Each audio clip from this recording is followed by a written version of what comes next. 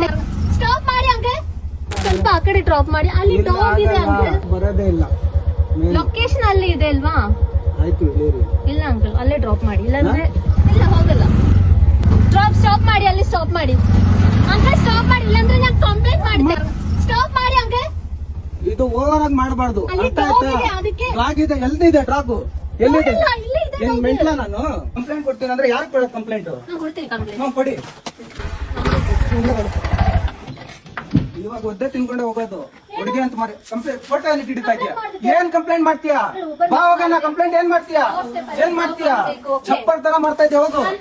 300 രൂപ കൊടുത്ത് 30 രൂപ ബസ്സിന് കൊടുക്കാനുള്ള സമയത്ത് ഞാൻ 300 കൊടുത്ത് ഊബർ ബുക്ക് ചെയ്തതിന്റെ കാര്യം എന്ന് വെച്ചാൽ ആ 500 മീറ്റർ ബസ് ഇറങ്ങിയിട്ട് നടന്ന് റൂമിലേക്ക് വരുന്ന വഴിക്ക് ഒരുപാട് ഡോഗ്സ് ഉണ്ട്. അപ്പൊ നൈറ്റ് ടൈം നടന്ന് വരുന്നത് കുറച്ച് റിസ്കിയാണ്. അപ്പം ഒരുപാട് ഡോഗ്സുകളുണ്ട്. ഞാൻ റൂമിന്റെ ഫ്രണ്ടിൽ നിന്ന് ഇറങ്ങാൻ വേണ്ടിയിട്ടാണ് 300 rupees കൊടുത്ത് ഊബർ ബുക്ക് ചെയ്ത് വന്നത്.